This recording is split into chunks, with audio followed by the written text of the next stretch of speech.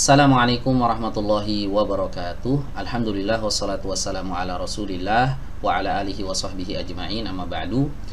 Baik teman-teman sekalian, apa kabarnya? Semoga antum semuanya selalu sehat dan senantiasa dalam lindungan Allah Subhanahu wa taala. Insyaallah pada video kali ini kita akan melanjutkan kembali pembahasan dari kitab At-Tajwidul Musawwar karya Syekh Aiman Rushdi Suwaid hafizahullahu taala. Dan kita masih membahas tentang huruf-huruf Arab. Ya, dimana di video sebelumnya kita sudah membahas tentang huruf hijaiyah. Nah, di video kali ini insya Allah kita akan membahas jenis huruf yang kedua, yaitu huruf abjadiyah. Ya, apa perbedaan antara huruf hijaiyah dengan huruf abjadiyah? Baik, ada beberapa sisi perbedaan antara kedua jenis huruf ini. Yang pertama, huruf hijaiyah ini biasanya digunakan untuk pelafalan. Adapun huruf abjadiyah ini adalah huruf yang digunakan dalam penulisan. Ya, jadi dalam huruf-huruf Arab ini dibedakan huruf yang digunakan untuk pelafalan dan huruf yang digunakan untuk penulisan itu berbeda. Kalau pelafalan namanya huruf hijaiyah, kalau penulisan namanya huruf abjadiyah. Paham ya teman-teman ya? Kemudian jumlah hurufnya juga berbeda. Ya, kalau hijaiyah ada 29 huruf, kalau abjadiyah ada 28 huruf. Nah, kemudian dari sisi urutan hurufnya, kalau hijaiyah sepakat para ulama, ya. Urutannya a, ba, ta, sa, jim, ha, kha. Adapun huruf abjadiyah para ulama berbeda pendapat. Dalam hal ini ada dua pendapat para ulama yang diturunkan oleh Syekh Aiman di kitabnya ini. Baik, kita akan bacakan. Tartibuha indal masyariqah. Ya, urutannya, urutan apa nih maksudnya? Urutan huruf abjadiyah. Menurut ulama masyariqah atau ulama masyriq, ulama timur. Ya, urutannya seperti ini. Abjad, hawaz, hutti, kalamun, sa'fas, qarashat, sakhadun, dodhogun. Ya, jadi dimulai dari A diakhiri huruf ghain. Ya, kalau hijaiyah kan dari A sampai ya. Nah, kalau abjadiyah menurut ulama masyariqah dimulai dari huruf A diakhiri dengan huruf ghain. Ya. Ini menurut ulama masyariqah. Wa indal magharibati, ya, dan adapun menurut ulama magharibah atau ulama Maghrib, ya. Maghrib itu biasanya Maroko dan sekitarnya. Urutan huruf abjadiyah itu seperti ini. Abjad, hawaz, hutti, kalamun, sa'fad, qarasat, sakhadun, dhaghashun. Ya, jadi dimulai dari huruf A diakhiri dengan huruf shin. Ya. Jadi empat kata pertama ini sama. Abjad, hawaz, hutti, kalamun ini sama. Ya, antara masyariqah dengan magharibah. Nah, mulai perbedaannya di sini. Sa'fas, qarashat ini menurut ulama masyariqah, menurut ulama timur. Adapun menurut ulama barat, sa'fad, qarasat. Ya, berbeda ya. Kemudian di kata berikutnya sama, sakhadun, di kata terakhir berbeda lagi. Ya. Huruf-huruf ini adalah huruf yang digunakan dalam penulisan. Jadi huruf dikonversi menjadi angka, semacam huruf-huruf Romawi gitu ya. Kita tahu ya huruf Romawi. Ya. Kita sering menyimbolkan angka itu dengan huruf Romawi. Ya, seperti huruf V misalnya, itu maksudnya angka 5. Huruf X maksudnya angka 10. Nah, seperti itu. Dalam bahasa Arab juga ada.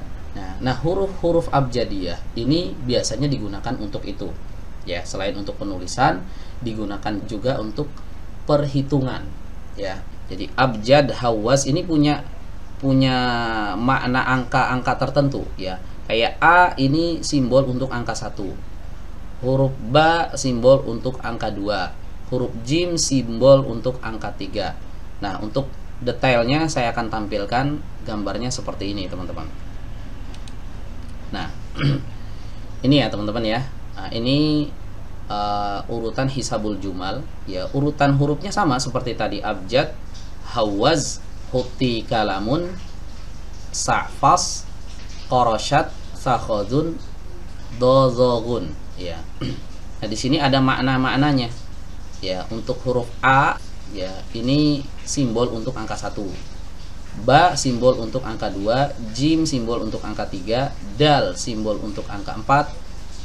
Kemudian H, ini H ya. H simbol untuk angka 5, wawu simbol untuk angka 6, zai simbol untuk angka 7, H simbol untuk angka 8, O simbol untuk angka 9, ya simbol untuk angka 10. Ya. Nah, 11 enggak ada ya. Jadi kalau 11 itu ya alif gitu ya, 10 tambah 1 gitu maksudnya. Nah, berikutnya langsung 20. Kaf ini 20, lam 30, mim 40, kemudian nun 50, sin 60, ain 70, fa 80, sod 90.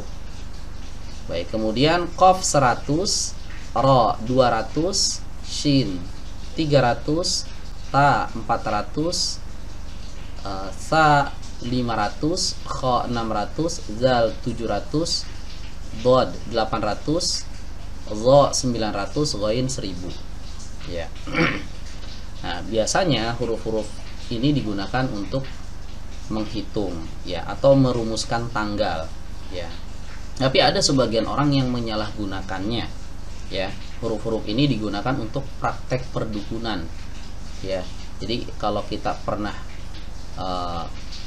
melihat mungkin ada jimat-jimat itu yang dituliskan dengan huruf-huruf khusus.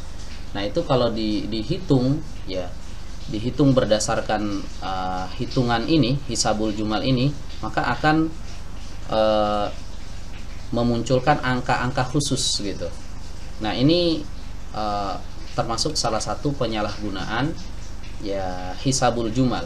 Ya, kata para ulama, kalau hisabul jumal ini digunakan untuk ejaan ya atau hitungan, maka hukumnya boleh. Tapi kalau digunakan untuk praktek sihir perdukunan, ini dilarang ya. Baik. Kemudian di sini Syekh Aiman Rushdi Suwaid menjelaskan di bagian akhir dari halaman ini, wa ala tartibil magharibati masyasyatibi fi hirzil amani wa tabi'ahu Ibnul Jazari fi tayyibati. Dan menurut urutan ulama magharibah, berarti urutan yang kedua ini, inilah pendapat yang diambil oleh Imam Syatibi dalam kitab beliau Hirzul Amani, dan diikuti oleh Ibnul Jazari, Imam Ibnul Jazari rahimahullah, dalam kitabnya At-Tayyibah, maksudnya Thayyibatun Nashr ya. Jadi seperti itu ya, huruf abjadiyah yang merupakan salah satu jenis dari huruf-huruf Arab. Nah, yang menjadi fokus pembahasan ilmu tajwid itu bukan huruf yang ini teman-teman, tapi huruf hijaiyah, huruf yang dilafalkan. Demikian, semoga bisa dipahami dan bermanfaat. Kurang lebihnya mohon maaf. Akhirul kalam, wassalamualaikum warahmatullahi wabarakatuh.